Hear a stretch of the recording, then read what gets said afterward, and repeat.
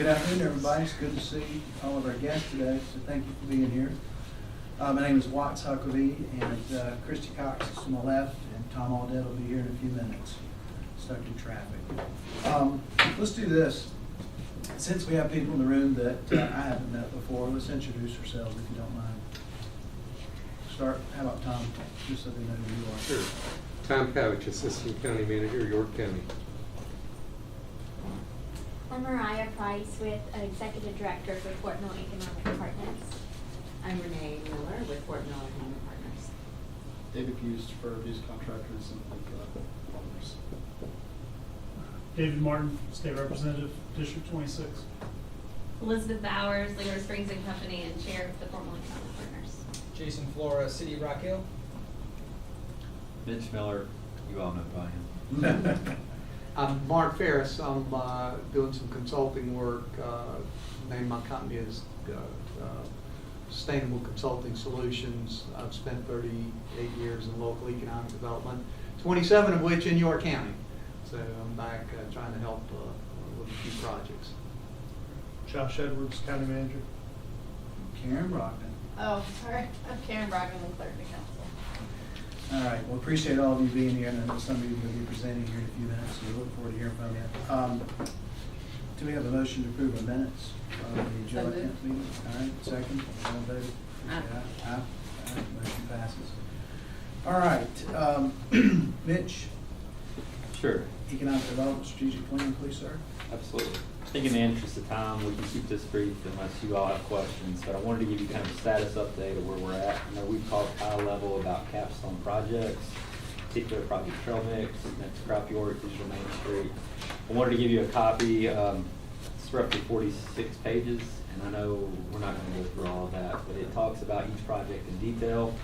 There'll be some additions that we'll add to it. I know at the last ED committee and then brought forward to council, we started talking about small area plans, the south side of Rock Hill. That's something that we're going to incorporate in with this. I just know that we're not prepared at the moment to really give a full-fledged plan of where we're going and how we're going to get there. I think that's going to take maybe a month or two to at least get a plan of action and then incorporate how all those work together. So you'll see this grow.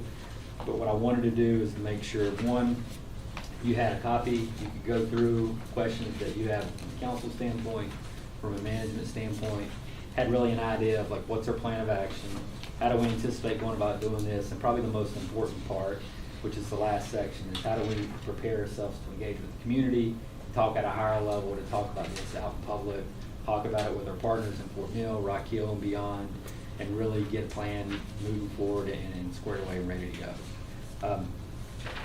I've got kind of a timeline that basically looks at 25, 26, and 27. And that's why we have a fitting name of Yoko 2028. Really looking at if we do these things over the next 3 years, focus on these timelines to get these initiatives done, we're going to be well positioned to move forward with these 3 capstone projects, have a better idea of what engagement truly looks like, and really be hitting on all levels as it relates to economic development. So, again, this is really information purposes. I just wanted to get it in front of you, get it in your hands, so you had the ability to kind of go through it, ask questions on your time, and reach back out. Okay. Any questions for me? Christy? No? All right, we'll move into item number 4, sorry. Fort Mill Economic Partners presentation and consideration. Appreciate y'all being here tonight. Look forward to what you have to share. We really appreciate you allowing us to be on your agenda today.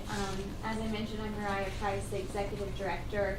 We have Renee and David who's going to be speaking with me on this presentation. They are really leading this pilot program as part of being on their subcommittee. But just so you have a little bit more of who we are a nonprofit organization who our mission is to support Fort Mill's vibrant business sector by fostering economic sustainability that is focused on a thriving community, strong education, and enhanced quality of life.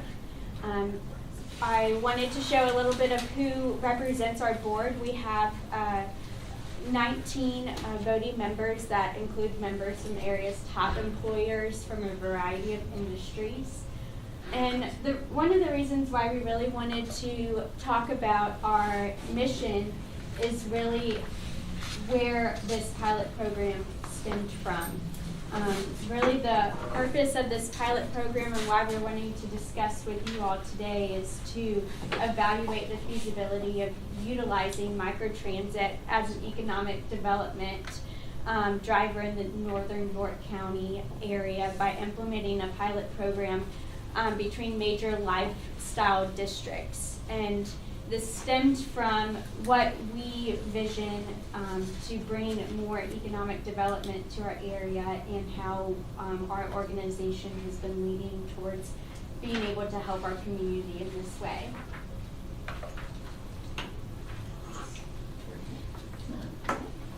So we talked a lot with the business and did a lot of listening. And one of the things we kept hearing from our local businesses and restaurants in particular was that in order for economic growth to continue and to continue to prosper is that we have two major hurdles that everybody north of the river talks about, and that's parking and traffic.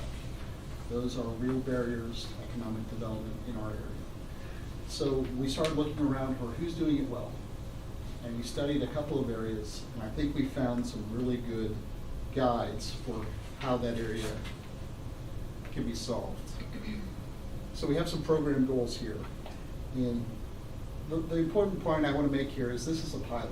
We think that it's important to not only to study what else other people are doing well, but also to really focus on gathering data to prove that it works.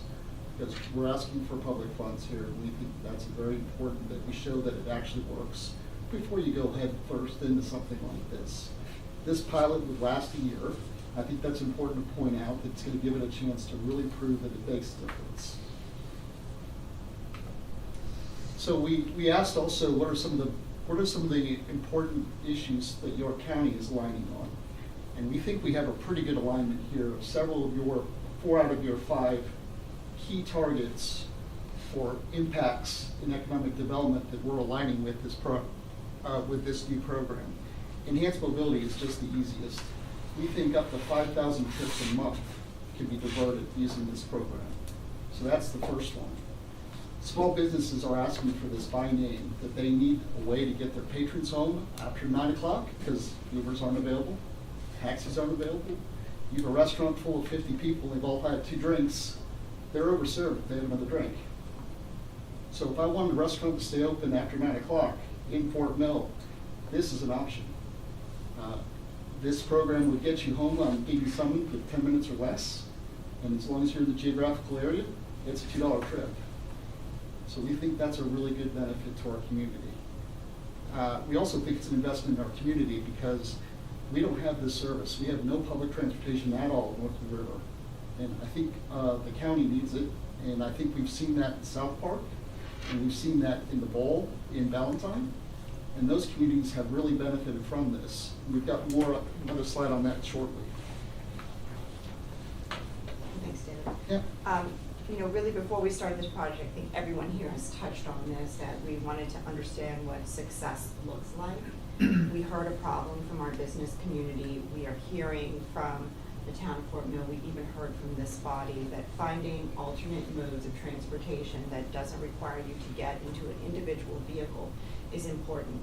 And it's going to be important when it comes to trying to attract higher wage earners to come to this community. They want to have different modes of transportation. I heard this body talk about Project Trail Mix, and that's one of the things that would be a driver maybe, or as a quality of life indicator, that if you come to York County, you don't always have to get into your car.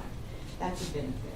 So for us, as we started looking at this project, we really looked at it as an organization from an economic development perspective, but we took very, very, very seriously our role as public-private partners, right? And we said, okay, what are the elements of a successful program? When we went to Gastonia, when we went to South Park, when we understood what they were doing in the Bowl, when we looked around the country at other microtransit programs, we wanted to understand what were the elements that we needed to have to do this the right way. So one of the things we had to tackle was how is this going to be received in this market? What were the economic development benefits associated with whatever end provider that we would utilize for the service? And how have other areas launched this effectively? What are the pieces that they did? And most importantly, how did they position themselves for longevity? So as we kind of started this, we wanted to understand what the end would look like. And the end game for us is, this is a successful program. We're able to scale it. We're able to make it utilized region-wide. But one of the key things that we learned was that people who do this well start small. So you'll see in this scope of service that we have a very defined and small, compact pilot program area. Everyone we talked to said, start small, understand your market, understand how the services would be utilized, understand how best to charge for this service, to market this service, who is going to be your ridership, and then scale out from there.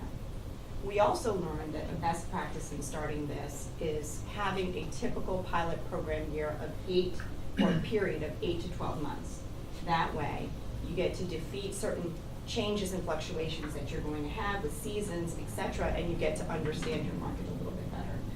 So that's part of the reason why the scope of service that you have right now looks like this, right? The service type is an on-demand service, very similar to what you would have for Uber. The vehicle types are not set in stone, but it would be something maybe like a Toyota Sienna or a Tesla Y model.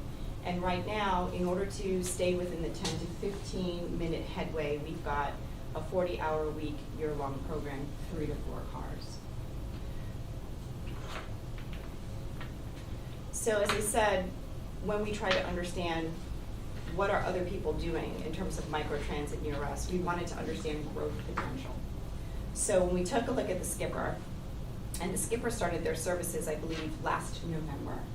So in the months since from November 24 to June 2025, you'll see here that the Skipper has had a 91% increase in ridership since their first day. And what does that mean for the Skipper? I think their radius is a 1 mile radius around South Park. They have taken 4,000 trips in June off the road since their start. That's meaningful. That would be very meaningful to us in York County considerably. So the growth potential is there. We also learned that there's a pretty high driver satisfaction. I'm mentioning that because they're actually utilizing the same service provider that we intend to utilize in the implementation of our program. They got to understand some really key things that help them through this process to tweak it as well. Who is their rider? What is their demographic? What do they need? Where are they going? All of these things are meaningful data points that they can share with their local businesses, things that small business would pay a lot of money for in terms of marketing, that we hope to be able to share also as an end result of our program. So through the provider, they also include in this a custom branded mobile app. So this custom branded mobile app will give us the ability to include every business that is within the geographical area for which we provide service. They will all have a destination code. You can request a ride directly to their business from their destination app. You see here they're showing Ilios and Baxter. We'll have a banner, and there's all kinds of opportunities to market and to even co-brand this app. As partners, we could co-brand with Make It York County. We could co-brand with Visit York County. We could co-brand with anyone based on the flexibility of the provider that we're utilizing. And I think that's huge. Not to mention our individual businesses will have an opportunity to feature deals. We'll have an opportunity to include hotel stays. It's endless, our abilities to program this, and that's all included in our pilot costs that we're presenting to you this evening. Can I ask you a question on that? Absolutely.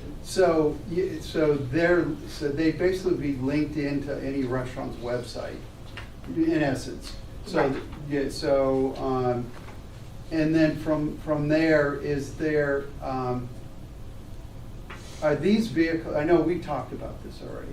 The question I have: these vehicles, is there a main like, this would be a territory, correct? Yes. So they wouldn't be sharing with Charlotte, this would be basically a distance.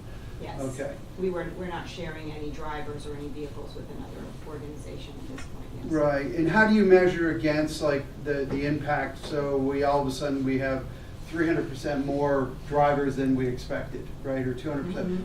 Where's your baseline? How do you measure against your baseline? on this? So I think the only thing that we can do, I think your question is ridership growth. Yeah. So every month we get reporting. So a part Okay. of what is embedded in this is the richness of our ability to harvest data. Yeah, So we get to know how many riders, Mhm. how many riders we've grown month over month. okay. How many trips our Mhm. vehicles are making, where are people coming from, who are our people, Okay. where are they going to? Gotcha. And then through this process, we capture who our ridership is, and we get to also solicit information. Mhm. What was your experience? Right. Would you ride again? Right. Do you think it was worth your $2 trip? Mhm. And you'll notice that we've always been consistent in talking about this program having a dollar value associated with it. Again, this idea of the end in mind.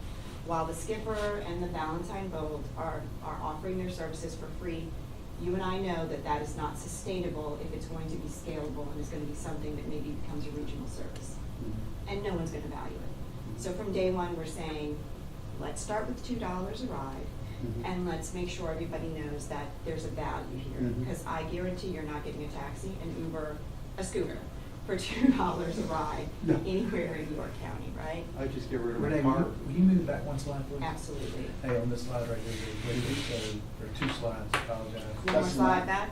Yes, please. This one? The Skipper, what she said was November 24 is when they started. Yeah. So in a matter of 1 year, well, going to June 2025, they had 4,100. Oh, okay. They had I see. 4,100 to the top completed Okay. rides, and that was a 1 mile radius of South Park. Mhm. So, no, this is a good graph. So when we set up access transportation for Fort Mill, TK, Lake Mhm. Wiley, so we worked with Columbia and we got some cross-funding from them. So that's really designed for more elderly, et cetera, and they bring them to doctor's appointments. I appreciate that. I think we're really trying to stay in our lane of economic growth. Yeah, There's an argument to be made, there's social benefits to to and I Yeah. think it's 100% attainable in there. yeah, But, and I'll tell you, Gastonia went all in. Yeah. They got rid of all their buses. Yeah. That's all they did. right, and that was, right, and that access program has been very useful for our area the last 2 years. And I think it's scalable, we can make it, once we understand how it functions. and Right. Once we work the kinks out, we'll have a great opportunity to make it anything we want it to be. Yeah, on demand is really absolutely. But the question I have is that, is there, and you may have already done this, but look at Davidson over there, look at the man. Columbia has there been discussion around that with this type of program? Does Columbia participate in a program such as this in other communities that you're aware of, like So Charleston? locally, we mentioned Gastonia, we've mentioned Yeah. the Bowl in Valentine, we've Yeah. mentioned South Park. North Meck announced about a month ago that they're bringing on microtransit for their area. Yeah, So it's regionally, it's really taking on, I can point you and send you a follow-up email if you want. Several communities in Florida have been in this for a while now. yeah, and I'm thinking more from a funding perspective. Yeah, I see. Yeah. I can't speak to whether or Mhm. not, I know for sure that Skipper and Bolt do Yeah. not at this time Okay. have involvement from the state, Yeah. from North Carolina, but I can't speak to whether or Yeah. not Gastonia is getting any grants or any other funding. Yeah, and we worked that opportunities. through RFAD, so I'm just curious if that was something that Yeah. was looked at from the state level. I think Yeah. that this year that we'll have to have all of the data Mhm. and the ridership to show that there's a need for this, or there's a desire Yeah. for this. Mhm. It gives us in York County a greater amount of leverage Yeah. to go to the state or to go to the federal government and say, ridership is here, support Right. is here, need Right. is here. Right. Here are the gaps. We've identified, access issues Mhm. between the more rural areas of York Mhm. County and the more compact areas of York County. Exactly. And this is how we. That's address exactly that. how we got access funding, Right. So again, I just want to throw that out. Yep. Just because we had good participation from the state on that level. I think it makes us stronger. Yeah. Someone's got to come in and be the test. Someone's got to come in and make the investment and say, this works here. Right. Here is the pilot, that's what we're saying. Okay. We're a group of, from an economic development perspective, FMEP is putting dollars into this funding, as is the town of Fort Mill. We'll talk about that a little bit more. We Renee, hope to thank you for partner backing together. up. Yeah, no, appreciate that. Yeah, no problem. One of the things that I thought was interesting, and it really isn't worth anything, but I thought it was funny, but when the provider said to me, think about this app as being like Yelp and Uber in your pocket at the same time. And then it clicked. I was like, oh, okay, I understand how it's used now. So, getting back to best practices, data and reporting is big. This particular service provider is data rich and will provide us a lot of information that we can therefore take and scale and hopefully get better funding. Some of the key metrics that we'll be grabbing for this in order to support that is the ridership growth, similar to what you've seen, the cost per passenger, and if there is an indication from those passengers that they would have needed a subsidy to be able to make their trips, or if they felt that it was a reasonable cost. Wait time and reliability is something that we will track, because that will also be a very good indicator of, is it in that size of a service area, is 3 or 4 cars enough? If we were to scale it to a much larger area, what do we need to do? How many cars do we need to do to have a decent wait time? And then, of course, the question of equity and accessibility is something, if this becomes scalable, that we would have to think about. So pricing. For the 1-year pilot program, it's just a little above $400,000 for the scope of services that I identified.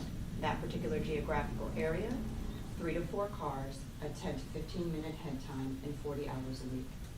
So we know that we have some startup costs that are in addition to the actual cost of the vehicles and the drivers, et cetera. The startup fees just to get your cars, get them wrapped, get them here.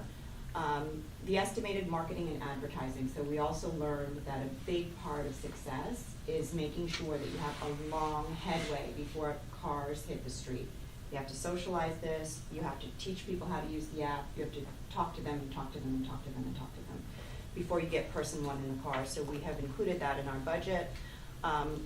These are all electric vehicles, so we have some cost up front to build out those charging stations, and then of course the cost of the cars and the drivers for that 1-year pilot program, 40 hours a week. I'll turn it over to you, Dave. So I think it's important to know that this isn't hey, county bails out here. There's a lot of buy-in here. The business community is putting their money where their mouth is. They're saying, let me prove this to you, this works. Now, I think the town of Fort Mill also graciously stepped up to say, hey, we're 2/3 of your area, the county, the unincorporated York County being the other third, that we need to make an investment here to also show that we're invested in this. And then our group is also putting our money where our mouth is and saying, we hear you, this is a problem for economic growth in our area, let's do something about it. Let's stop talking about it, let's do something. And what I love is this project is something that can actually happen in a time scale that makes sense to me. There's nothing worse than saying, well, we'll get this launched in the next 5 years. I love the idea of this is something that's almost off the shelf, can go.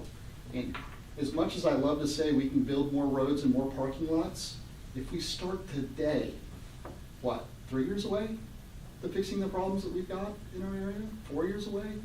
And that's respectful. I mean, it's hard. It's hard to get land acquisition and to figure out how to do structured parking and how am I going to add another lane, another turn lane, and things like that. So I'm excited about the opportunity here to say that this isn't just the hotels of Northern York County, and it is.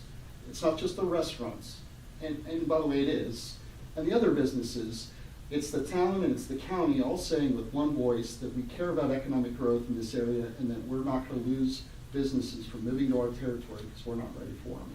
And we're going to support the people and the local businesses that are already here. So what if somebody flew into Charlotte Airport, okay, and will they go into Charlotte to pick up and drop off, or is it just? No, so we have a geofence around our area. Okay. And we're, just generally speaking, all of Baxter, all of the, across the street and the hotels there, coming across the interstate, grabbing all of Kingsley, in both sides of the road there, then all the way down to Main Street and down to the Steel Street Station area.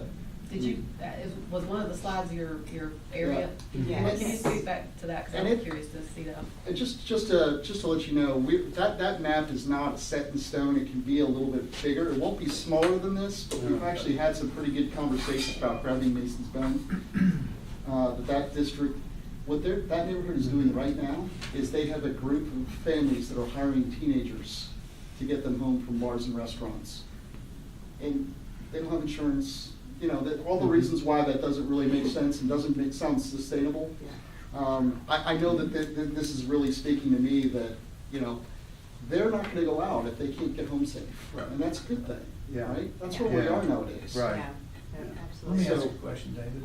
Yeah. All of you, what do you view as success on a daily basis? How many trips a day would be successful?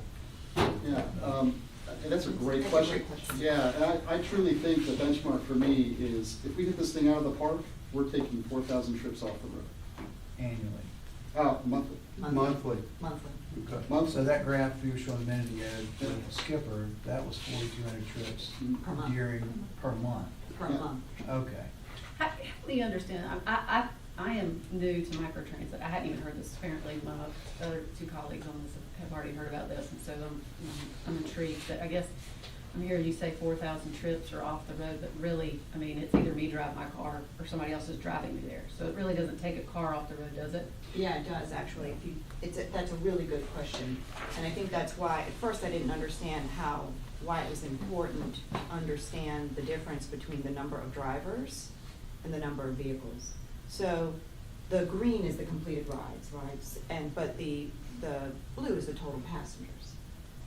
So if I'm going to lunch with my buddies, or I'm going to meet someone somewhere, potentially, if I have a smaller car, smaller than the Bolt or smaller than a Skipper, maybe I'd have to take 2 cars.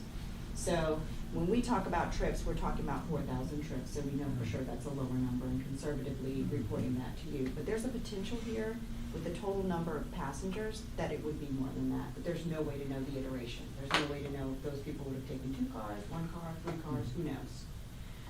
But what we do know is that there's an impact.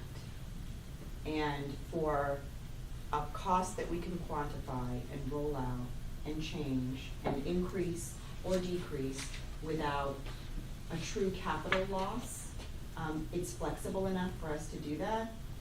We can do that with this. Something that we can't do with a capital improvement program that is 5, 10, 15 years out. I was never a transportation planner, because like the 15-year transportation plan for me drives me nuts. So this was something we could hold on to, we could look at, and we could say, this isn't working. We need to morph, and we need to reduce the number of cars in this area, or it's working so well, we need to scale up. And they're quick enough to be able to respond to that. They, the service provider. I So think it's who also owns the vehicles? You guys do? We do not. Who's It's Freebie is the microtransit service provider. And they hire all They the hire drivers and. Insurance. Insurance. Customer complaints, all of that's handled by the vendor. We actually did ask South Park some tough questions about, okay, you got a driver that's all of a sudden got a tip jar in there, is being pushy. He said that actually happened, and it was fixed the next day, and that never happened again. So the two, you're saying 40 hours, there's 4 vehicles. You're talking about your pilot being 4 vehicles. What kind of 40-hour work week? I heard you say that this is more targeted for restaurants. Yes. And I think Thursday to specifically- Sunday, and we're gonna try to make sure we catch that brunch on Sunday, because I think there's a rush there that would be really well served. But the hours are good. I think that's a good listening point for us, but we know we need to hit dinner service on Friday and Saturday, and we need to hit lunch service on those days as well. So the area that's a little unsure is what time do you cap it off on Sunday, and what time do you start it on Thursday? On Thursday. Right. Part of what we are going to do next, once we do this, is really sit down with the businesses, the hotels. We've heard from the hotels that they'd all love to have a shuttle service, but it's just so inefficient that it sits there unused half the time, and it's expensive. So we really need to sit down and understand from these areas what works for them and try to morph it within what our budget is. And then we need to start looking at the data every quarter and seeing whether or not what we thought or what we were told is actually playing itself out in the ridership. Mhm. And we can switch it Mhm. if we need to. So what is a good thing is we're not locked in. So let's say we decide it's Thursday to Sunday from 7 to 9, 7 to 12, whatever it is that we decide. Mhm. We are not locked into that. They're nimble and flexible enough for us to say, this is not working, no one's riding at this point, let's switch it. Mhm. Is there an association for microtransit in the US? Oh, I don't know. I don't That's a know. great Good question. I'll have to ask our provider or ask some of our transportation planning contacts to see if they know of something. Where this is going on here in regards to Valentine, et cetera, do the hotels and the larger hotels, do they participate in the cost of this because it is Yeah, a it's- value back to them? Correct. We see that as where, it's a, let me show you how well this works. Yeah. And then, the funding for this program to be stable is gonna take some, now I've got the numbers. Right. Look at this. Right. 1,000 pickups from your location. Yeah, that's what I'm saying, I think there's a, You don't need that bus there's a anymore. marketing Yeah. opportunity Do you here. wanna have an empty Yeah. bus that sits in your parking Yeah. lot, or do you wanna do this? Right, exactly. Download the QR code, just like everybody wants now, Yeah. touchless. Anybody's got a shuttle program, they can Yeah. have it. And we can monetize the Yeah. cars themselves, wrapping, we Right. can sell that. Right. So there's lots of opportunities we can find to monetize, and I Yeah. think certainly as we have more data, we can Yeah. figure out more ways, Right. to monetize the vehicle. I guess I'm gonna be the devil's advocate here, Yeah. just because I'm sitting here and we hear all the time from folks, and they're like, why are you spending our public money? We can't even get our roads fixed, and now you're gonna tell me you're gonna hire Ubers, public Ubers, so people can go out and drink more at the restaurant. It kind of is a little bit of a question of how do we justify that expense in this particular area when it sounds like the ones that are most benefiting are maybe the hotels. It's kind of like the CBD issue where maybe we should ask the upfront cost, because I guess in my mind, I'm sitting here thinking, we're not even buying a car that is now owned by the public. It's owned by a private entity that is, that money is gone. It's not like we're buying anything that we hold on to. So how do you answer those I questions? think that's a very good question, and it's a reasonable question from a public perspective. I think that if we were to implement this, a 40-hour work week, 40 hours a week for each one of those vehicles, purchasing those vehicles, maintaining those vehicles, putting gas in those vehicles, employee cost, the power cost, all of those things would far exceed $400,000 annually to any municipal budget. I think once you start talking about the liability associated with that, I think for sure it would exceed $400,000. So for this, the efficiencies that are gained, and the reason why we could do it for a year for that many vehicles with that head time is because it is outsourced, is because we don't own the asset, is because we're not taking on the liability of the employees and all the things that go along with it. And I think, to your question of microtransit, there are a lot of things that you guys are juggling and I can't even begin to understand it. But I think that it's another tool in the toolbox. And so if we can find ways to not Yeah. spend $1 million on a road or $1 million on a parking lot, if this works, gosh, what could it save you in northern York County? Yeah, I was gonna say, and also just to respond to the other part of your question, how can we not respond when the business community is saying this is their biggest problem? Their biggest barrier to entry of being more sustainable to growth in our community. This didn't come because we just like this idea. This is doing a lot of listening to the hotels, restaurants, and business owners in our area that say they need this. They need something. They can't And the wait. reason why they need it is because why again? Because the parking and traffic in our area has gotten to the point now where it's actually cutting back their ability to serve. We are part of the Town of Fort Mills plan that's going through right now. $50 million are lost every year now on people that are just deciding not to go out in our restaurants because they know they can't get there, or they can't find a parking spot, or they can't deal with that. That's real data. So, I mean, $50 million a year. yeah, I was just gonna say, I mean, for my area, it's an easier sell, right? Because I'm getting direct, benefit based on my district. I think, you know, at the end of the day, we've got to be able to sell this to the public and quantify it. I think that when you look at, say, for example, you just mentioned the amount of value we're losing, what does that equate into H-tax overall? And H-tax, again, is a value that's not only just for us, it's for the entire county. So we just have to understand how can we sell the value back to our community? Not just my district would be easy. Outside of my district would be the challenge, and that's where we have to come up with those understanding of the metrics. For your consideration, Right, David's point is a big one. yeah, So we're close to Mecklenburg, we're close to Lancaster. yeah, The leakage outside of northern York County at Mhm. $50 million for just that one little section Mhm. of town. Amplify that if you go further out. People are looking for convenience, and when they don't have it, they'll go where they get it. And right now, we're hemorrhaging that money that we could keep right here in York County that will equate to all of the different taxes for which you benefit, that we're losing. But in addition to that, when you're talking about looking at the I-77 corridor in order to get, to recruit large businesses, quality of life is important. And we've heard from the Bowl, we've heard, you know, in Valentine, that's a good selling point for them. They Mhm. use that for recruitment, to Mhm. fill those corporate offices, and I think we could too. yeah, yeah. Yeah.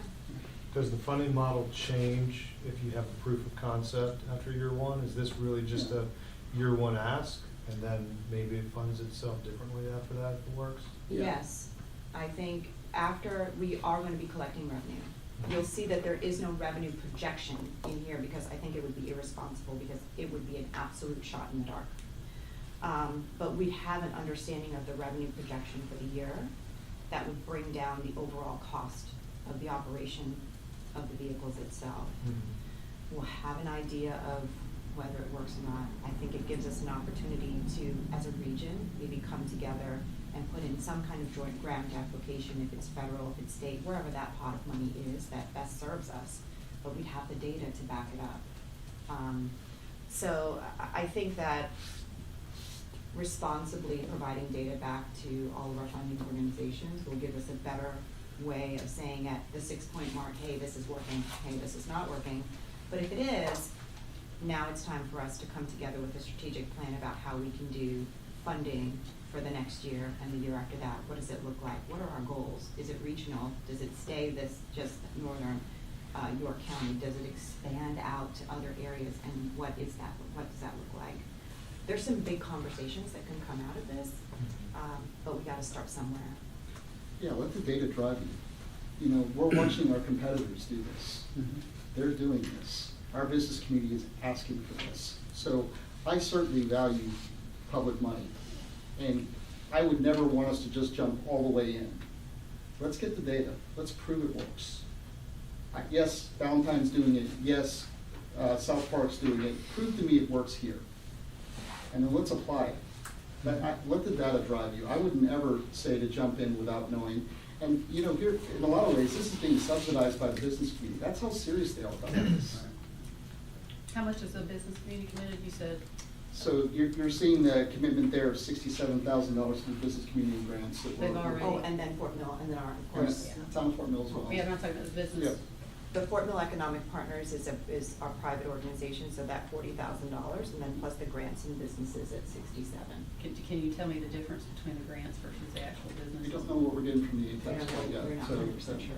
So that, don't have, I want to give you the real number, and I don't know it quite yet. So when you talk about grants, you're talking about ATAX. ATAX funding? Mm-hmm.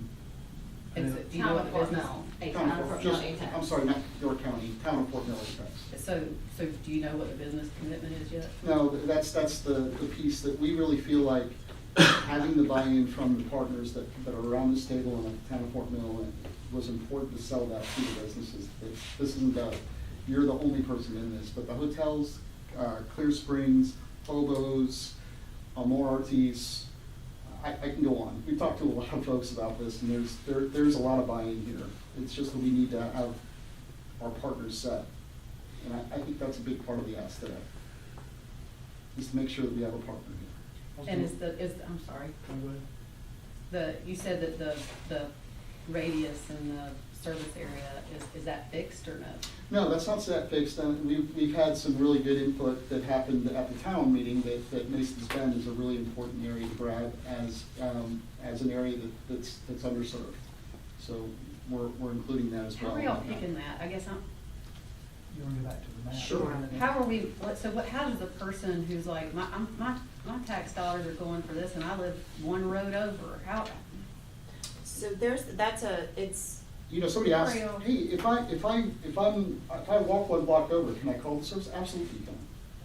So you need to walk into the service. If area. you're- yes, if you you're just in- walk if into you're in the the map, service, you're in or the map. drive into the service area and park on the Yeah. edge.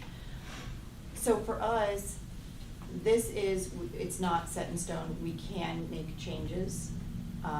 We know that it stretches to a limit, and at some point, it might impact wait times. So we are open to playing with that and talking about it and figuring out what works and morphing that into something that everyone can get their arms around. But the approach here is contiguous areas, trying to get areas that are somewhat compact, picking up all of the hotels, since they've indicated that there'd be potential willing, participants in funding of this, et cetera. You basically created a corridor where all your restaurants exist off of 160. You got Baxter Village in there because it's unincorporated, which draws us in, right? Like I said, more attractive for us because we're providing a service to the unincorporated residents of York County. So that's in essence what you're doing, and then it appears you're trying to pick up the residential component that would support a model like this, which that's Mason's Bend, I would think, would fall into that pretty easily. Yeah. But that's kind of an outlier. It's getting pretty close to Rock Hill. So by the way, I was just doing some research while we were talking. Sure. There's a national association for Oh, really? microtransit. Yep. Thank you. And then, you're welcome, and it appears that in other areas around the US, California, other places, C funds have helped pay for programs like this to get off the ground, but unfortunately, we have a unique situation here in York County. Won't get into that, but C funds are not an option. And then there are federal and national funding sources as well. There are grant programs I'm looking at here. I'm almost certain the COG too, when I had sent our staff messages on some grants that are available for us to utilize, which I'm reading now, we're picking up these grants thankfully. Mhm. Some of those grants may be available for you all as well. Congratulations, that's good news. Thank you. So I think we hit this, you asked very specifically, and I appreciate it, we took my thunder here from the slide, but we believe that this is really important to be York County project, as well as just the business community, just the town of Fort Mill. This is York County residents, whether they're in the town limits or not, but we're also grabbing a full third of the area is unincorporated York County. So, and we're grateful for your consideration, but I also think it really shows that we're listening. And we've been doing a lot of listening. What did the business community really say they need? It's a unique niche, that's for sure. Yeah, it is. Yeah, and Christie, this is your first time hearing it. You're right, we got a phone call, we scheduled a call so that we could go through and debrief this entire presentation. You haven't had a chance to do that, so it's unfortunate. We've had a chance to think about it, even ask questions to each other. David, is there anything you want to add since you're here today? Appreciate you being here. Sure, I'm over here frankly taking notes, trying to learn as much too. You asked about what was something. Hey, Dave, do this right quick. Give us your background real quick. You've joined the House of Representatives. What committees are you on? And why do you have a passion for this? I'm South Carolina House Rep, District 26, this side of Fort Mill, everything east of I-77. Fort Mill native, third generation product, Fort Mill schools. Love this town. Parents met on Main Street in Fort Mill, so my heart is right in the middle of downtown. So appreciate the opportunity to be here, David. I actually happened to be at the town event when this was pitched to the town and learned about it. I'm on the Judiciary Committee. I'm on the Regs Committee. I'm also on the South Carolina Department of Transportation Modernization Ad Hoc Committee, which I've been working on all morning and earlier this week as well. And so a lot of the things that y'all talk about what is the state trying to do. Right now, the Modernization Committee is to completely transform SCDOT so we can streamline our processes at SCDOT, fix the congestion issues that we're having all across South Carolina, right? Like David said a few minutes ago, we can't build roads and expand widen projects fast enough. And so that's what we're trying to do. Microtransit, I'm looking at mass transit, microtransit, any options are on the table is what we've been assigned to do. So microtransit, is something I've looked at in Charlotte. I do believe it creates a benefit for our community. You asked the question of what does success look like? For me, being from Fort Mill, one person that goes to our businesses, enjoys himself, and safely gets home without dying on the roadway, that's a success for me, whether it's one or whether that's 25,000. And so that's a successful thing. Right now in South Carolina, we have the highest number of fatalities on the roadways due to DUIs in the United States. And so this is a great project because right now we don't have enough, there's not enough Ubers on my side of Fort Mill, on Main Street, on the eastern side of Fort Mill. There's no Ubers, you gotta wait 30, 45 minutes. And so what does that do? That forces people to go out, have one or two drinks, maybe have a little bit too much, and then drive home. And so I view this as more of a safety project than anything. We're actually investing back in York County. This does take up 1/3 of York County, unincorporated York County. And so for me, this is a great investment. And I understand the question of, well, it's 400,000, whatever that number was. What is the investment back for York County? I just did some quick math. If you prorate it out, if you annualize it out over the year, that's about $870,000 for Ubers. So if you take 43.5 thousand trips, $20 per Uber, that's $870,000 annualized. And we're doing it for an investment of $400,000. And for the York County's role, that's only a $100,000 investment with other businesses that are pitched in. And so for me, I think it's an investment back in our community. It keeps people off the roadways. We have plenty of businesses in downtown Fort Mill that are constantly in and out that are closing down. It's a revolving door of businesses on Main Street because we can't bring enough people. We also can't, DOT still owns our Main Street right now. We don't have enough parking access on Main Street, Fort Mill, and it's gonna take years before we can fix that problem. So for me, this gives us the opportunity to bring people in Fort Mill, connect them to Baxter, connect them to Kingsley, connect them to Main Street, Fort Mill, all at the same time. So for me, I think this has a multitude of benefits. I love the project. That's why I asked David if I could be here. And thank y'all for scheduling this. And thank you for getting everybody on the docket for it. And I think there's just from a cost standpoint, from a safety perspective, from what we're trying to do on the state level right now with streamlining processes and cut down congestion, I think this fits perfectly. It would be a great pilot program to roll out in Fort Mill, in my opinion. And if it works, roll it out throughout all York County. I think you'd see a lot of people in Rock Hill that would benefit from this equally. And so that's the goal. Well, as I mentioned, the access program we introduced 2 years ago, similar concept, call on demand, $2.50 for a ride. And it's the number of riders that just skyrocketed. Just a little bit different demographics as far as who's riding it, but the same general concept. So, yeah. Have y'all incorporated trends into your metrics? Because I just heard something last week that was surprising, that alcohol consumption has decreased. Younger generation's drinking less. Are they doing something else? Possibly. People in general are probably doing something else. That's a loaded question, brother. Oh, no, it's exactly what's happening in America today. So, and then I had shared with Christy that post-COVID, I'm one of the investors at the Pump House, and post-COVID, your hospitality staff, in a way, is influenced, even when you get a table, much less when the restaurant closes, because they're not willing to work late anymore. Yeah, so that is part of it. So I'm interested in how much trend work you've done to validate that. Are you pushing? I see the value in this, but I also see a trend of people going home earlier, people not drinking as much, people being a little more conservative with their money. I think we'll have to watch that.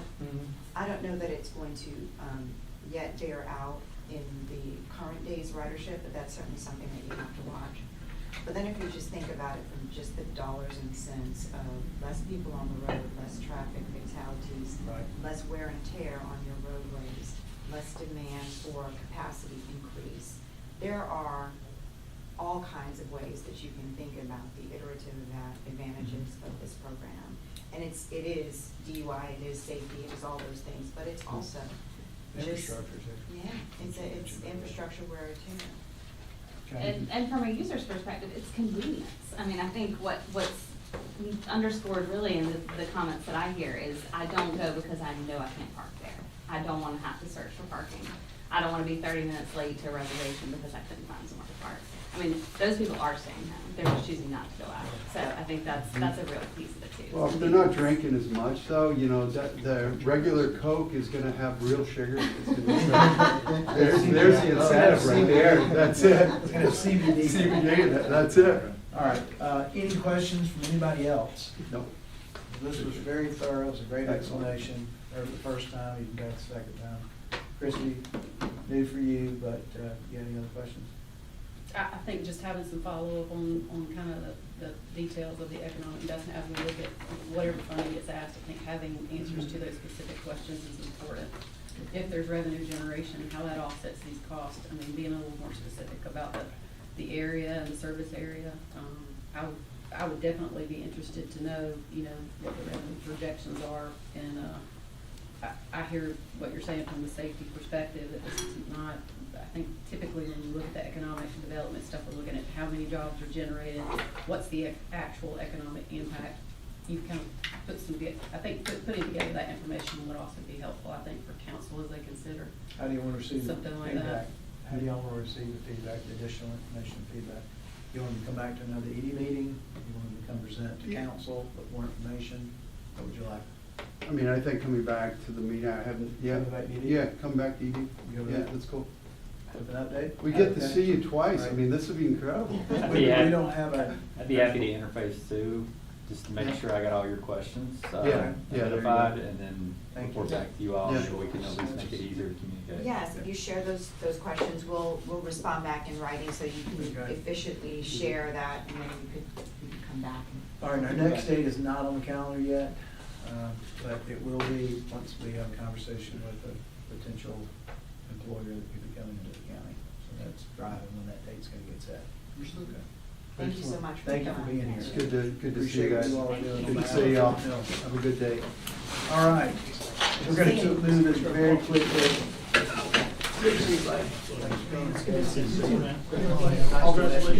I'll give you a call. Sit up here. Have a good night. All right. All right, take care.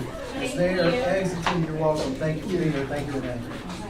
All right, as they are exiting, we're gonna move to number 5. Tom's gonna have to leave. Yeah, I'm actually gonna pick up dinner for my daughter's birthdays tonight. We're having a big celebration, so I'm in charge with picking up dinner, and it's waiting for us, for me at a restaurant. Yeah.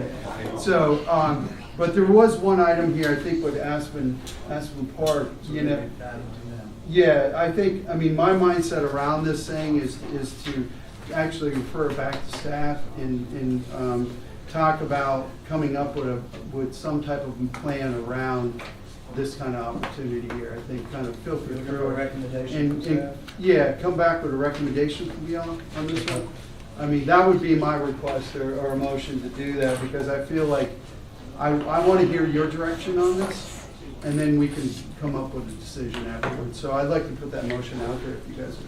What's the motion?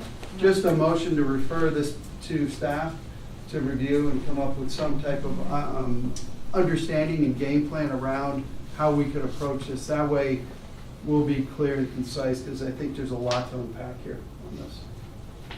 So anyways, that's my motion. Get ready to hear a presentation from Rock Hill Okay. about Aspen. Okay. Just an update, no Yeah, presentation. yeah. Would it be okay if I got him on his cell phone so you could listen until you get out? Is that doable or not? I don't think our committees are allowed to do that. Yeah, I don't even think we though can do that- it, unfortunately do that. But I think anyways. you can We need to listen. talk to the chair about that. Yeah, yeah, yeah. So anyways, that's my thoughts anyways before I go. Chair can't do I'm sorry I anything. can't Only 4 stay and people listen can to do y'all. something. I got 5 daughters and these birthdays pop up all the time. But anyways. Well, happy I birthday. don't need it. All right, we'll take, See ya. we'll take your motion into consideration. Yeah, keep it in consideration.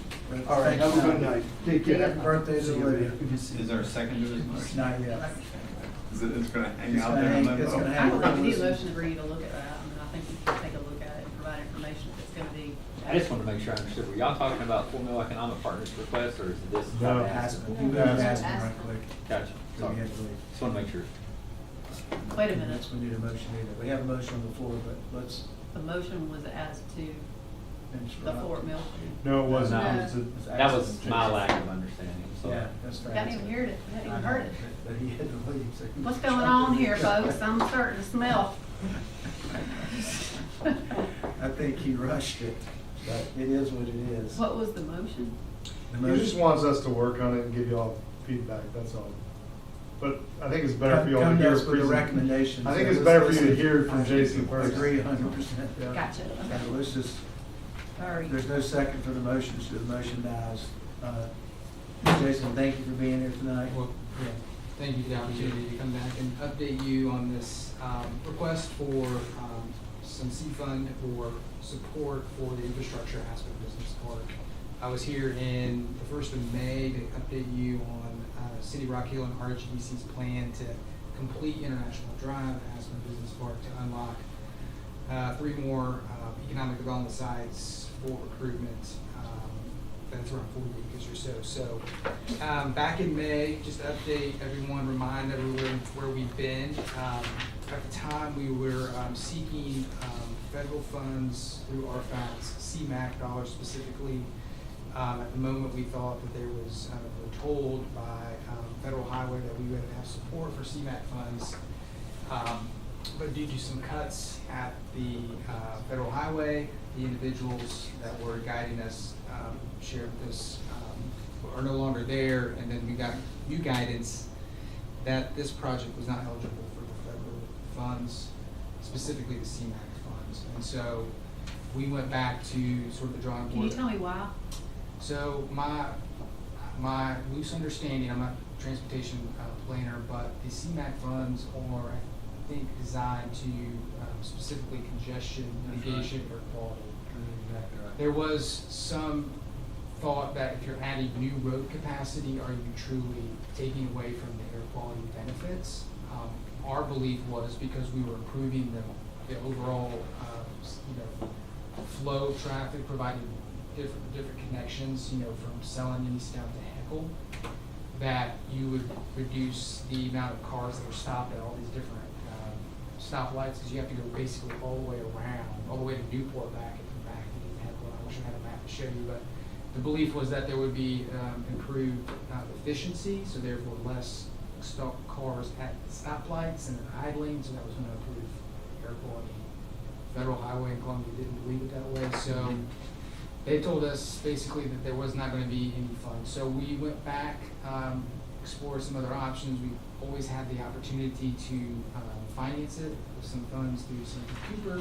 But there's some challenges there as well. We're not really, that's not the preferred path. So you may know in end of June, early July, the state released a new round for site enhancement funds through the state, the Department of Commerce.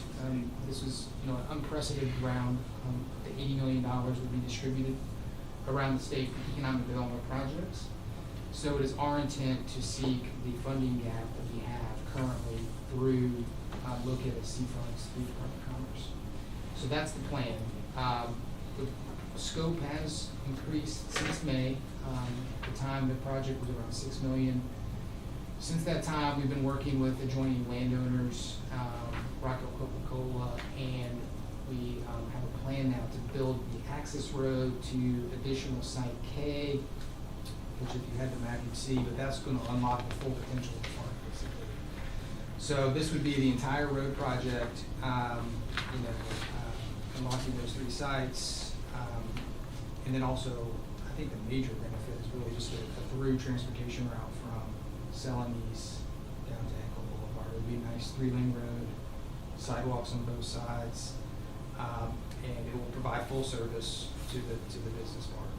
So what's driving the request at this time and the urgency is in order to leverage the state funds, we need an understanding of commitment of our funding partners.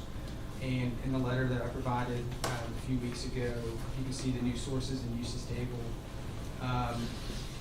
We are seeking from York County, like before, up to $1 million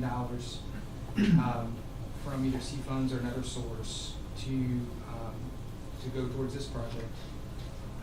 Doesn't necessarily have to be in 1 year. It could be over a period of multiple years.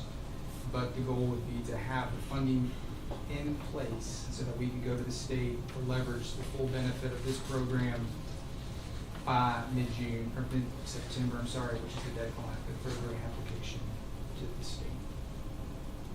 When is the deadline? September 12th. So we've got, pretty much everything lined up in terms of other funding partners, including the City of Rock Hill, our HEDC, Caporium, AT&T has provided utility tax credit dollars to go to this project. The missing piece would be ideally support from the county for this economic development project. I'd like to suggest that we commit to the $1 million and to piggyback on what I think Tom may have said, but say it this way, that between now and Tuesday night, our economic development director meets with Jason and you all work out the details of how this can happen and bring that to us Monday night. Since you have a September 12th deadline to get this grant money, which is $3.75 million. I'm uncomfortable seconding a motion to present that to council on Monday. Our agenda's already been set. There isn't anything. I mean, I don't have a problem. I think the best approach probably would be to provide the information to council. This is similar to a contractual obligation. So at least, perhaps at least presenting that information to the full council, since the deadline is here. I don't have a problem with that being presented in executive session as a, I don't know, where's legal Let at? me say this, to walk backwards, we actually had a motion out of committee months ago where we agreed to fund this out of C funds, $1 million out of C funds. So that's already been voted on. So that motion, or that, was that a motion or was that? That was by this committee. A referral to council? It never made it to council because. So it was a different kind of funding Because request. the funding fell through. Yeah. C funds. So there was no urgency to move forward right at that time. Well, the funding didn't fall through because the money's still there. There was a discussion of not funding us. Well, they didn't get a grant. CMAQ fund. Right. So it changed the scope of the project. That's true. The CMAQ funds, yeah, it was contingent on that. But that was the county council anyway because the CMAQ decision came in before we actually had a council meeting. And that's where you pivoted to this grant money. So what you need, what you really need from us is some kind of commitment that we support this. We support the paving of International Drive, 1,300 jobs, the 10 new businesses, and all the tax dollars that are going to flow in as a result. Yeah. But, so you really need something that we support the completion of the road, not necessarily tonight what we're going to pay towards the completion of the road. That would help you with your submission to get the grant request. Yeah, I don't know that the details need to be ironed out for the purpose of this deadline. Okay. I think the letter of support and commitment could be contingent to, of course, of securing the grant funds. So it's not an obligation, regardless. Yeah. You could trap it that way. Of course, we'd love to see the commitment regardless, because if we don't get the grant or we only get a piece of the grant, we're still trying to move forward with this business park one way, shape, or form. So we would likely be back to York County regardless of the award of this grant. I'm optimistic based on our track record and this level of funding that the state is offering to communities. I'm not aware of another request that York County is going to put forward for economic development for this round. So I'm optimistic that we would get So I think that's a good question. Has anybody from York County made a request for any of these gap fundings for any of our projects? Independent projects? Not, I'd say the closest thing we probably would have would have been Lazy Hog, but we've been able to secure funding for that too through AT&T, which helps cover a majority of that cost. So. Michael, did you hear the whole conversation by chance? I did. So what's on the table is a request for us to say that we support the completion of International Drive. We believe that it should be completed, connecting 161 and Heckle through International Drive. We're not committing tonight to participating financially. That's a future discussion. It's unrelated to what they're asking us for tonight, so that they can include this in their submission to the state, so it Wait a carries minute, more weight. I guess I'm confused with what you said. I mean, you're saying, I think what they're asking for is a commitment. I mean, that's really Well, what they need. they would like a commitment tonight. Can I'm gonna do this, I'm gonna make a motion that we go into executive session for the purpose of getting legal advice for one question. I think it's pretty important that I ask this, and I don't wanna do it in open session and mess something All right, up. I'll second that. Okay. All in favor? Aye. All right, We we're going just to have go a into minute. executive session. Thank you. Yeah.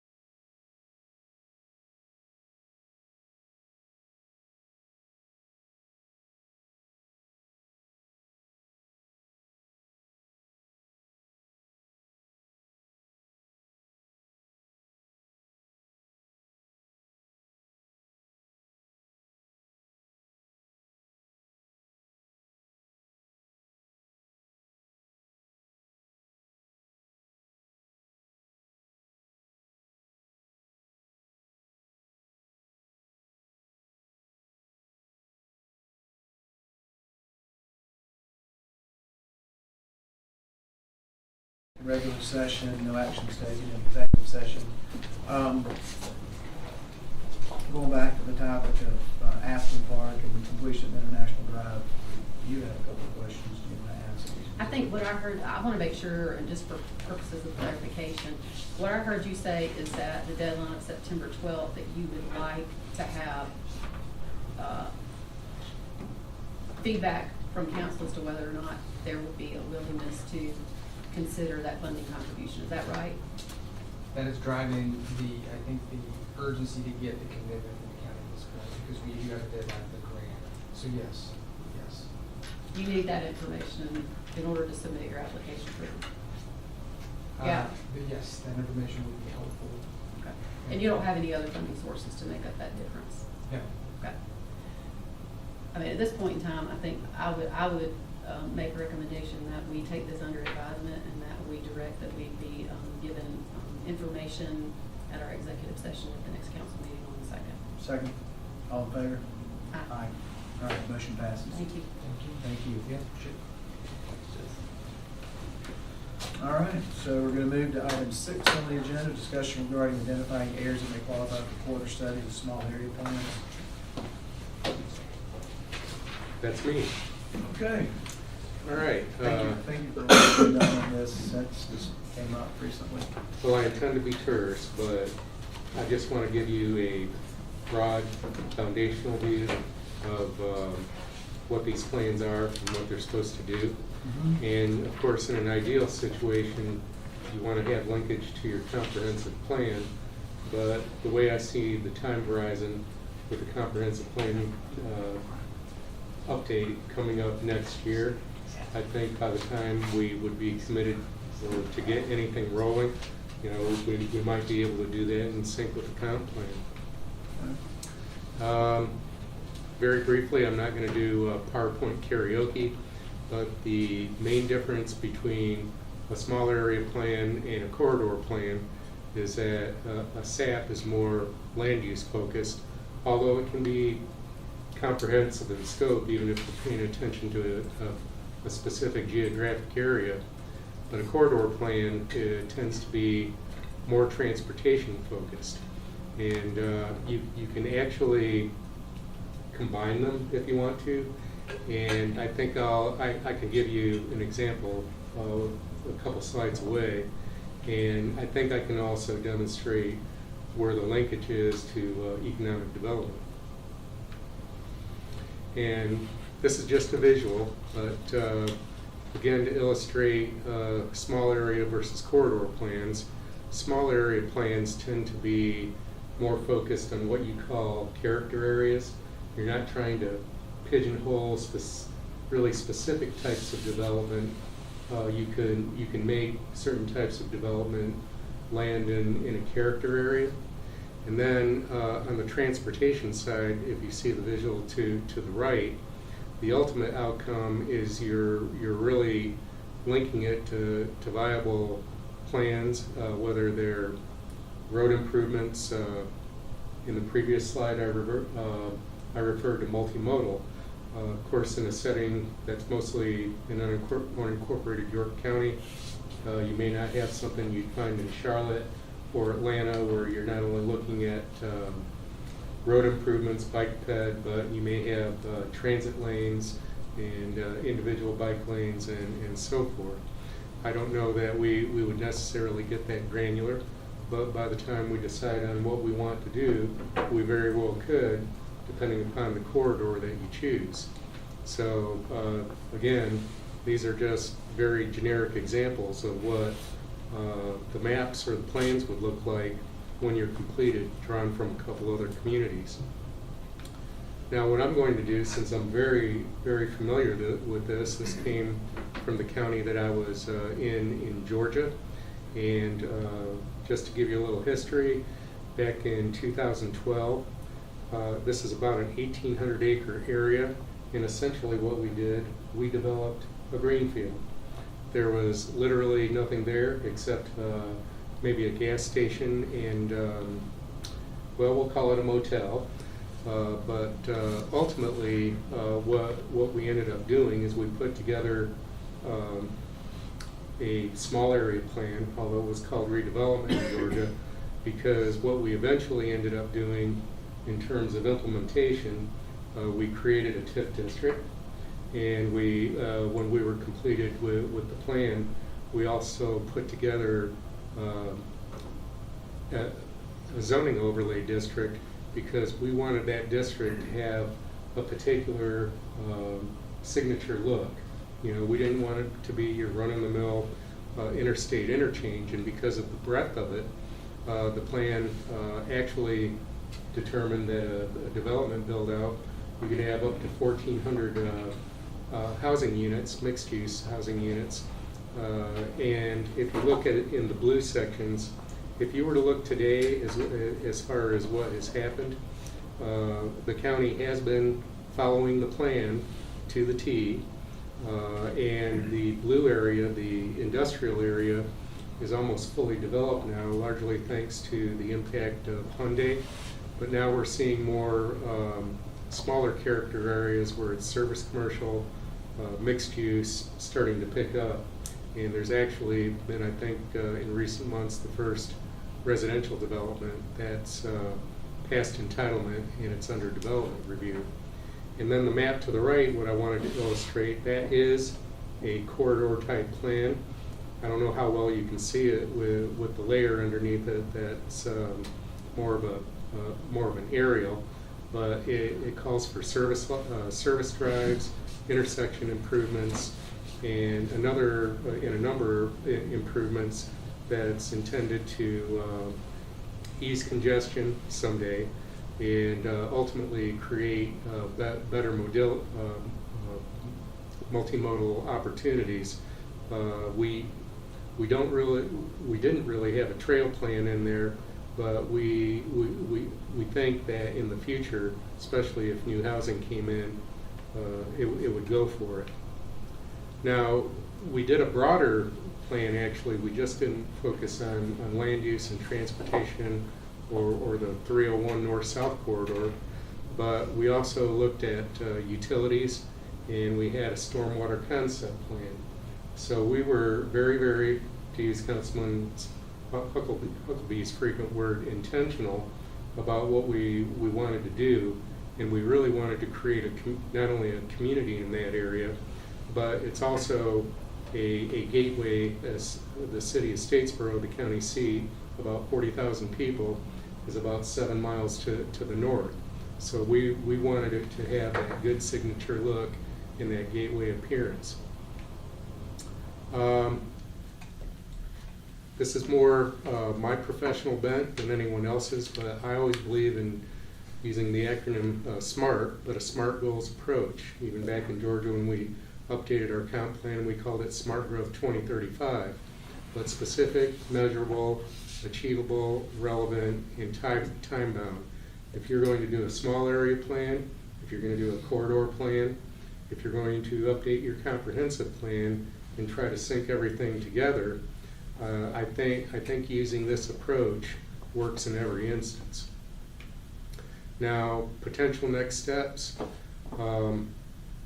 I can't say that I have a clear message where the council or even the ED committee is at, but I think the first step is to select candidate areas or corridors.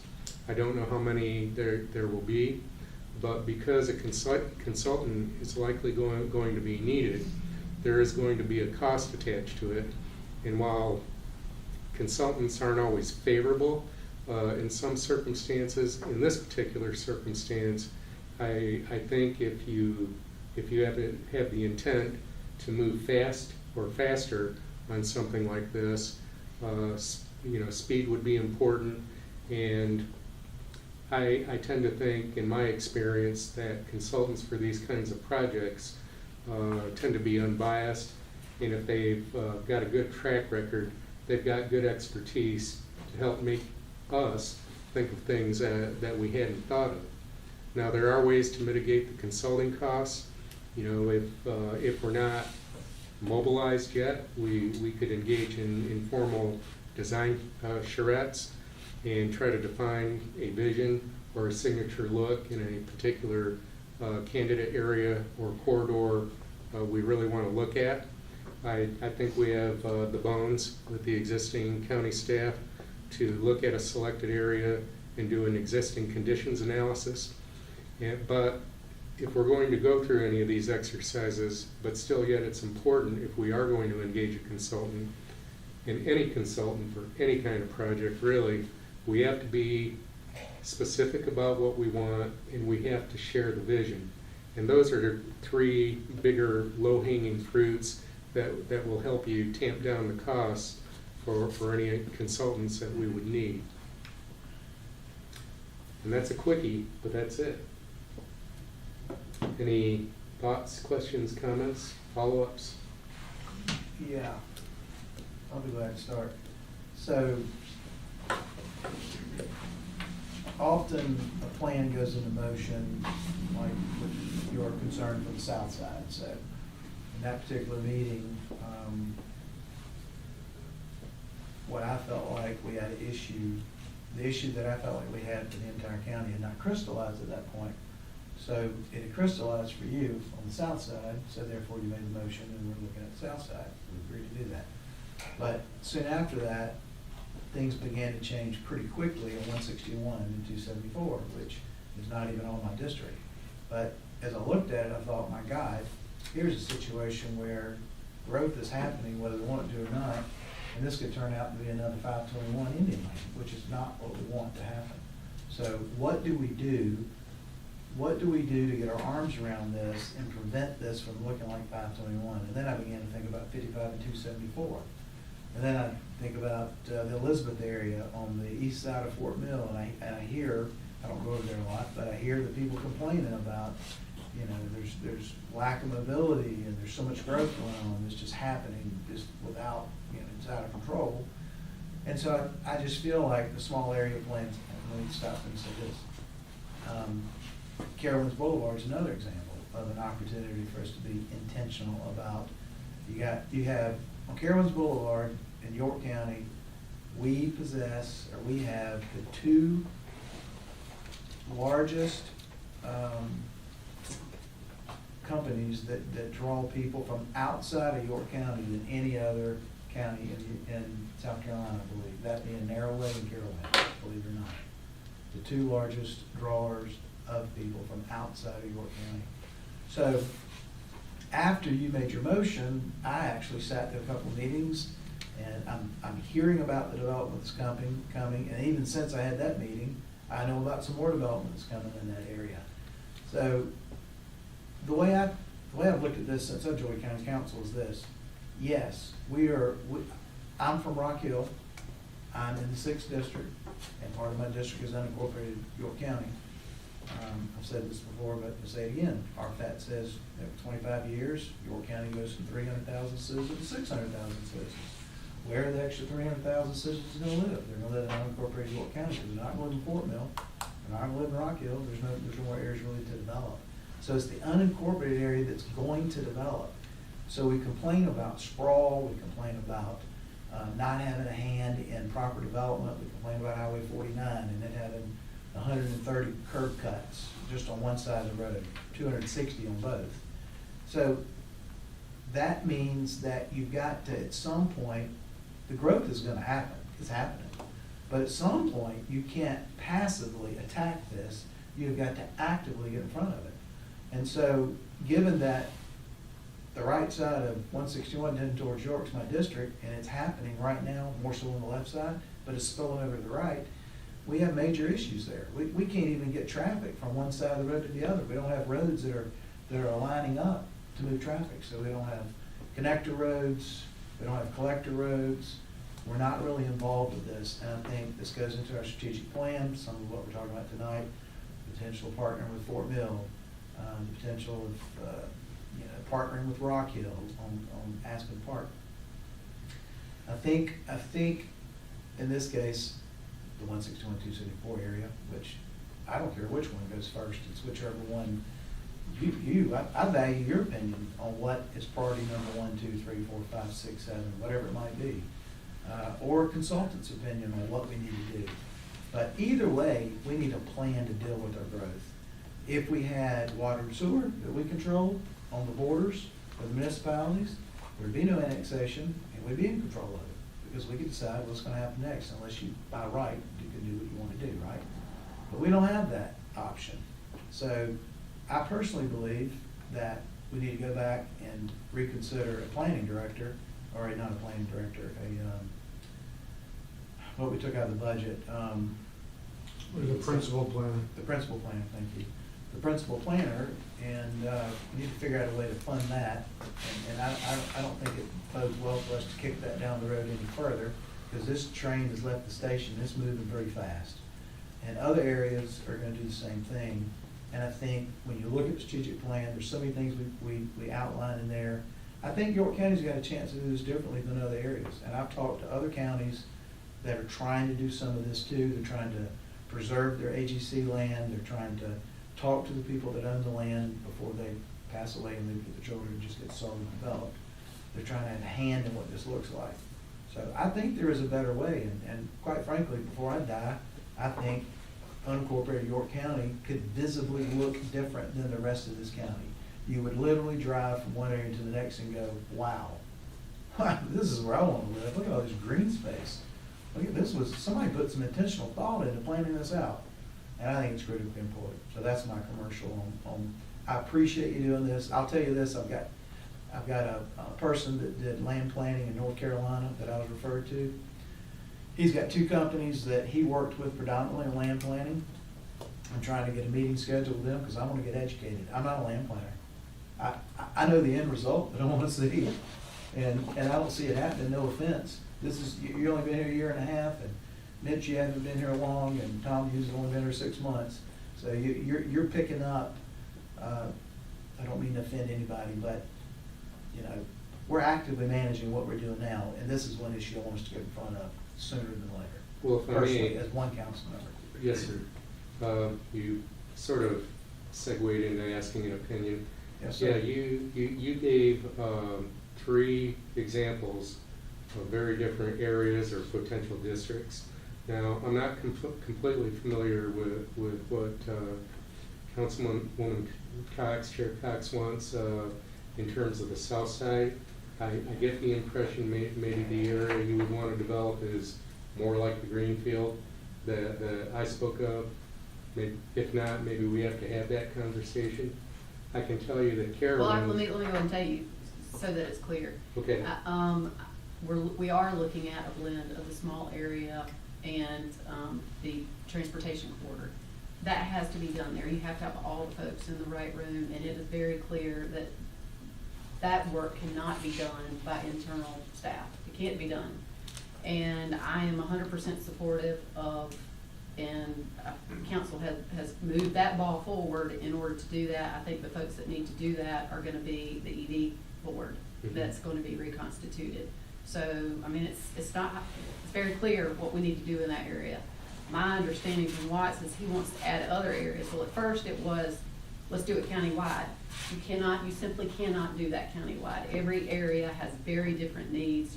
You've said it in your presentation. 100%. You have to identify the area, and you have to identify someone to lead that and to do the actual work on it.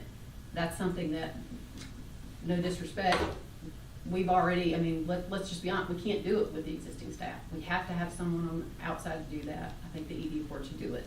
If there are other areas that need to be considered, now, you know, I heard a lot of different things. I'm hearing, it's like, if you don't focus on something, nothing gets done. And so if what Watts has asked for is for y'all to go look at the areas that you think need to have this done, I'm willing to, I think that's probably the next best step is for you all to identify what those high impact areas are. But I do think it's important that communication with all of the council needs to happen, especially if it's someone in that person's district. They need to understand that, and we don't need to be, you know, wielding the thing here. But if the next area is, you know, 274, that was my understanding was the most important area that you wanted to look at, then I think we need to carve out the area and then figure out how to deal with that. But, I mean, to me, the next best step would be for y'all to identify those areas, if that's what you're asking If I were a for. politician, I'd say I want 161 and 274, because that's part of my district, but that's not what I'm saying. I agree, you gotta select the candidate areas. I'm not a planner, I just see what's happening. You do this, y'all have done this, I'd like a recommendation from you. I wasn't gonna tell you what I wanted, I just painted a picture of what I see. I would like for you to tell me what you think we need to do, that's why we hired you. Fair enough. Yeah. So. And, you know, to be honest, I may wanna consult with y'all and just get a little bit more guidance and background. I don't expect you to create the vision or the signature look. You're already assigning us to do that. But Carowinds, that's a redevelopment area. Newport, we're a little bit behind the 8 ball, but we can catch up. The south side, I need to get a better read on what the geography or the boundaries would look like, because to me, it might be still yet a little bit rural or underdeveloped. It's about to get, it's probably the highest impact area where the industry is coming immediately now. And so if we Okay. don't get our arms around how we're going to blend that into the community and get the property owners at the table and get folks in there, then it's going to happen without us. I mean, it's on I-77 and it is booming. And I think And that- what I will say is that, don't mean to interrupt, but with Carowinds, we are dealing with SIB and doing some projects already with that. I don't know that we need to tackle that along with what is happening with SIB. We have to take everything into consideration with what's happening here. So, I mean, I'm comfortable with what Watts has proposed. If y'all want to go out and you personally as planners take a look at, this area really needs to have some attention immediately, and we don't have time to be able to build our planning department to handle it internally. Take that and bring it back to us with whatever your recommendation is. I appreciate that. I will say this though, since I joined council, before I joined council, I read, what is the role of council? And I remember this, to set policy. And honestly, I believe that we have to lean on you all to come back to us with a recommendation, and you shouldn't be afraid to do it, in my opinion. That's what I'm looking for. Well, I we didn't hear get that. elected to do the work myself, not to go out and talk to landowners and, you know, see if they'll do an estate plan and put some of their land in a conservation easement, this, that, yeah, but that's not what I was elected to do. So that's why I'm saying, I want your guidance. You know what to do, you've done it in Georgia. So, May I merely ask, what would your expectations be, both of you, in terms of time? When would you like to see how to roll this thing out? I'll tell you, I'll answer that question on my behalf, and I'll do it the same way I do it with my staff. I got an expectation of something, I want it tomorrow. But they say, if I ask them, when can you have this done? And they might say, next Thursday. Well, I wanted it tomorrow, next Thursday. Okay, how about next Friday? So I'm not gonna commit you to that personally. I want you to commit yourself to something that's reasonable. Because what I know is that through the strategic plan, we have put a crap load of work on y'all's plates. And I don't even know the half of it, but the half I know about, I feel for you for what you're juggling. And so we're getting ready to throw another major project in your lap. This kind of goes back to what I talked about when you got, you know, if you got 3 rocks and I got 4 more rocks I want to put in your bucket for us to deal with, well, you're trying to deal with the first 3, so the other ones are just in the list. And when you knock one off, typically you put the other one on there. If we're getting ready to put another rock in your lap and you're going, okay, I'll figure out how to do it. So to answer your question is, I'm not gonna give you a deadline. And look, like you said, the horse is out of the barn on 161, 274. I love what you said, we can catch up. So it's not gonna, like you said in the other meeting with me, we're not gonna get an immediate result. You're right. So I'm just looking for a plan, not for my district, for the entire county. I'd like to hear feedback. And I'll just say this, you were a little ahead by making the motion because I hadn't been in a meeting where I realized what's happening on 161, 274. It wasn't until that the light bulb went off and I'm like, God, we're behind the 8 ball here. Other council members haven't even had that light go off yet. It might go off after it's too late. that's why I'm saying, we look at the entire county. I'm not saying that one should be the first, second, third, I don't know. Come back and suggest. I want good answers. I want to have clarity when we send this on. But I do think that this needs to be, we need to be in a position to make a charge to the ED board as soon as we have a quorum of the ED board ready to do it. That's what I think. And my hope is that the ED board has a quorum and that that it is done within this next month. That's how I feel. So by the next ED committee, potentially we have some recommendations for next steps on A this. game plan? Quick question, Karen, do you have 2 applications for ED board? Currently, I actually have 6. You do have 6. I don't have yours. He hasn't turned it in yet. Okay. I have at least one from every district except yours. Okay. Move it. All right. So we don't know when the next ED committee is, but I think we've heard enough to know what we need to do to be prepared to continue this conversation. And we're just providing context because y'all just sent this charge to the ED committee, so we wanted to get this going as quick as we could. I do understand that these 2 projects are a little different, and I think we'll have different recommendations for the 2. And we look forward to working on this. The policy that I hear you saying, as a council and as individual council members, we need to get ahead of the growth. So we hear that, we want to do that, I think we're committed to doing that if we look at our strategic plan. So I think we got enough to move forward. And by the way, I'm gonna go ahead and say this publicly, because I scratched my head while I watched to try to understand what we can do and can't do. But our strategic plan talks about collaborating with municipalities. Mhm. So, and I say, well, why don't we go to Rock Hill and let's have an agreement, and this is by right, that let's slow it down for a second and let us catch up, right? Instead of running water and sewer on out so that more development can take place, let's not put a moratorium on development, but let's attempt to slow this down for a minute, let's get ahead of it, if that's a strategy. Look, this is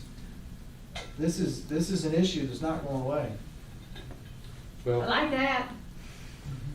we I don't- like it. I think that I think the way that we do this is we have a committee that's made up of all the council, so nobody feels left out. Everybody has it in that, the planning and bringing in, I mean, you're gonna have to have those people in there buying into it. And this is the only way to figure out if you can get that done. And so I support that. Well, that means we have to start communicating with the municipalities, we have to collaborate with them. I think that And we do. we I are think that we doing- do, we and are doing a I'm- much we better just job, no recently- doubt about it. Thank you to Josh. Yeah, I think we are thinking about these things holistically, and I know that you mentioned that the comprehensive plan update is next year. A lot of this discussion on some of the other areas, if they aren't like hot topic, right, gotta do something about it now, that discussion will organically happen next year as well on some of the other areas, so it's not like anything's getting left out. Well, I'll conclude by saying, I don't consider it workload, I consider it a welcome challenge. That's the nature of local government, and this is what we do. Thank you for the charge. You're welcome. So I'll ask the question, when do you think you can come back to ED with some type of update on what you've accomplished? Next Not a meeting. solution, update. Right, next ED committee. Thank you. All right, that's great. Thanks, Tom. Appreciate you preparing all this. Unless you set it for next week. Well, yeah, Actually, Yes. tomorrow. Faster. yes, All right. thank you. That's the way it operates in my office. All right, future discussions? I don't know. While y'all made me think of it, can I just say one thing real quick on future discussions? I asked Caroline to be here. I really wanted to tee it up, so you all kind of know what's coming. What I would like to do next month is have her come give a presentation. You know, we talked a little bit about engagement on this side, and I know that's an important piece as we talk about doing economic development differently. I've asked her to at least be prepared going into next month to talk about some of the initiatives tied in here, and really most importantly, moving forward with new websites that tell their story, that talks about some of these new initiatives in more detail, and really dives into the engagement side, how we're gonna start communicating better with citizens in the community. So Great. just wanted to make you aware of that, and that she'd be coming and presenting that. And Wonderful. just- Yeah, thank you. The other future discussion, I know we've had some conversations, we've had Karen look up to see if y'all actually sent a charge for this, but you've both asked questions individually about working with York Electric and and looking at site clearing ordinances that we have. I think it would be good for staff if y'all had an official charge that comes to this committee or the planning and zoning committee. That's just something we wanted to ask y'all for, but we don't have that charge. Economic development and planning have had conversations. It's something we can also just do without a charge and not deal with committees as well. I'm fine to do that, but I just wanted to make sure y'all knew, Yeah, like, let's we're do that. working on I it. think we agree that Okay. there should be an initiative to revise the ordinance that prevents you from, in this case, grading a piece of land before you have a building Okay, permit. well, we're working on that, and we wanted you to know that. Okay. But if you wanted to have further discussions, we're happy to do that too. And I think, just for the record, anybody that was affected by this, that we're aware of in the past, it would pay dividends for us to explain why we had to change our heart at this point. There's no project on the table that's causing us to do this. We just feel it's the thing to do now. I'll mention one thing. When I joined county council in 2020, January 2023, I guess it was, you all had already agreed to give the chamber $100,000 a year for 3 years. We're giving them that last, we just gave them that last allocation, or will be in this budget year. This is the last $100,000 allocation. And that was for workforce development. And so the longer I've been on council, the more I realize, and I'm not saying this because of anything else, any other discussions that have taken place in the last couple of weeks about workforce development. I'm saying this, that if this county truly wants to achieve the higher wages and the advanced manufacturing and the types of jobs that go on here, we want to attract certain people, then we really need to think out of the box on how we're going to change our workforce. And we have to be realistic in the timeline to accomplish this and understand what we're going to get between now and then, which we've done a great job. Project Cross is an example. That's a $90,000 a year average wage. That's pretty incredible that it's coming in downtown Rock Hill. But workforce development and really taking a look at the type of employees that need to come out of high school with certifications, that are going to York Tech, going to Winthrop, USCL, these higher ed institutions close to us. We need to be pretty deliberate about that, because the problem is there is a tail, or there's a bridge you've got to get over, and that bridge is 8-10 years from now before you actually see the result of this type of thinking and these types of decisions. So workforce development should be, it is a priority for us, but I think we need to look at it even a little differently and see where we're deficient and what we're going to do to achieve correcting that deficiency if that's a priority. I guess to the extent of future discussions, I think what I have seen over the past 11 years that I have served on council is that there's a lot of talk about stuff and very little doing at some point, and some of that is just spinning wheels, and I'm very excited that I see those things changing now with our new leadership. But I will say, even when it comes to something like this, I think we have got to get away from being so reactive. As much as I think that these requests that have been made to us in the ED committee, I think we need to find, and my suggestion is that we find a better way to entertain these requests.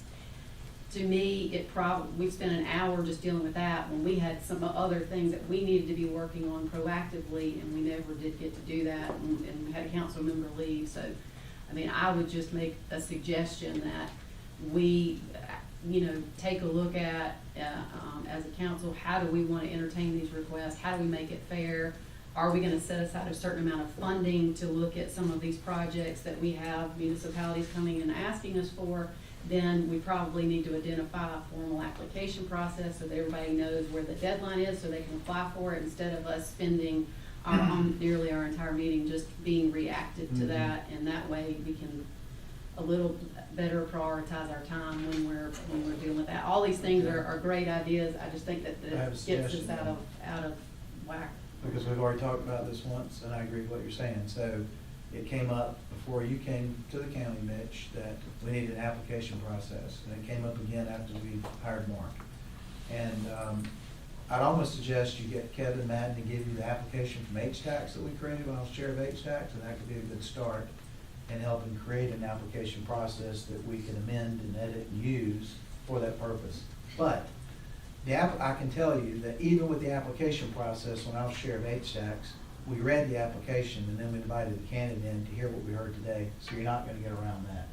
So, and the thing is, I understand what you're saying, and we don't have time for too much clarification, because it's 2 hours and 17 minutes, or no, hour and whatever, 40 minutes in this meeting. But what they came to us to talk about was important to them, so much so that 4 people from Fort Mill came in to present. Absolutely, I'm not discounting any of the requests. What I'm saying is, if we have a better system of how we entertain the requests, then we haven't even identified as a council how much funding are we gonna set aside for these types of requests. I think we need to do that. We need to identify how much money we're gonna set aside, and we need to be fair to the Clovers, the Yorks, the TKs, the community members who are saying, oh, there's funding out here that we can use for a project. If we wanna pick the biggest project, I think we need to identify what are the most important factors? Is it job creation? Is it this? There's only so much funding, and I think that, I think those things really need to be set out. And I get it, we're working on this, but to me, that's critical. That's step one to entertaining these things. That's fairness to everybody, and being able to understand how much is there and what we're gonna deal with. And also, it's fair to the rest of the council, so that it isn't just, being perceived that, hey, the only projects that are even getting brought up are projects that sit inside folks that sit on this committee's jurisdiction, so. Let's take action on something you just said. So, Project Trail Mix, let's just take e-commerce as an example. So, e-commerce.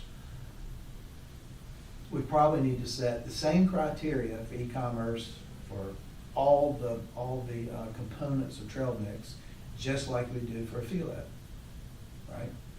But we kind of know, based on how much revenue is being generated in property taxes, what kind of feeling we're gonna get, right?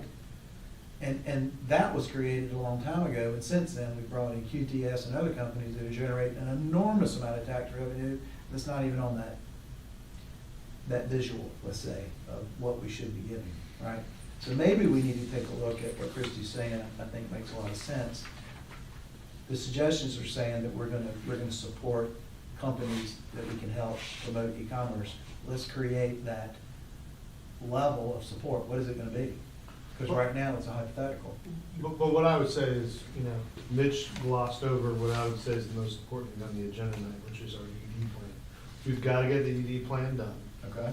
And So we need to love wait till Jason. Caroline presents. I love Jason, and I think the ideas that came today are important. But if it doesn't fall within our plan, then we have to go to that histogram. We have to say, y'all do your thing, we're focused on our thing. When we meet in the middle and those things overlay, that's a win-win, and we'll roll with that. And so, is this project one of those? Is this project not? Those are the conversations that we as staff can have before it comes to y'all's ED committee. I think we need to filter these, but it's hard to filter when we don't have a plan. And that's really what we're trying to do, is create a plan so that all our partners, stakeholders, municipalities know what our plan is, we know what theirs are. And then when they need our help to execute their plan, we can say, well, that at this point, we're not able to do that because we're working on this in our plan. But right now, we don't have that. So to me, this is the most important thing to get done, and Mitch is committed to that. And I think once y'all have this, you have to filter. And then you can create an application process. You can carve out how much money you think you want. But it should be based on what we're trying to do. And not only that, but we have to, if we've identified specific initiatives, Trail Mix, for instance, has anybody tried to project what the cost is that we need to set aside in order to make sure that that sees itself through to what we're talking about? So that's what we're working on. I mean, I think I think we're looking to you all. I made my concerns known to help us try to maybe put this in a fashion where everybody, maybe we have one meeting set aside every 6 months that deals with requests that you guys know how to do that. Yeah, we hear you. But for the most part, as Christie said, such an improvement. I said it at JPS last night, for me to have the material before the meeting. I was able to read it this past weekend. I blue-lined it. Then David called me, went through it, got his perspective, gave me a chance to talk to somebody else associated with fire. that was important for me to go into that meeting well-informed, so that I felt comfortable making a motion.